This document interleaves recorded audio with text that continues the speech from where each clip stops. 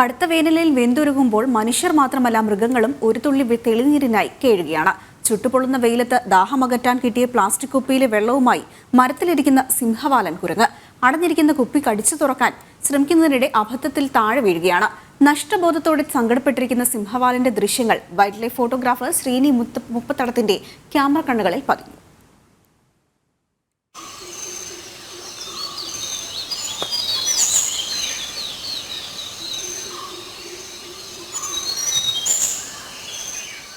നാടും കാടും ചുട്ടുപൊള്ളുകയാണ്. ഉരുറ്റി കുടിനീരിനായി മൃഗങ്ങളും കാടുനീളെ അലയുന്നു. അതിന്റെ നേർക്കാഴ്ചയാണ് ഈ കാണുന്നത്. നെല്ലിയാമ്പതിയിൽ നിന്നാണ് ഈ ദൃശ്യങ്ങൾ ശ്രീനി മുപ്പതടം പകർത്തിയിട്ടുള്ളത്. നമ്മുടെ പശ്ചിമഘട്ടത്തിന്റെ തെക്കൻ പകുതിയിൽ മാത്രം കാണുന്ന വളരെയധികം വംശനാശ ഭീഷണി നേരിടുന്ന കുരങ്ങുവർഗമാണ് സിംഹവാലൻ കുരങ്ങുകൾ. കേരളം, കർണാടകം, തമിഴ്നാട് വനങ്ങളിലാകെ 2500 സിംഹവാലൻ കുരങ്ങുകൾ മാത്രമാണുള്ളത്. വേനൽക്കാലം എത്തുമ്പോഴേ പച്ചപ്പ് മറയുന്ന കാട്ടിൽ ചൂടിൽ നിന്ന് രക്ഷ തേടി മൃഗങ്ങൾ നാട്ടിലേക്ക് എത്തുകയാണ്.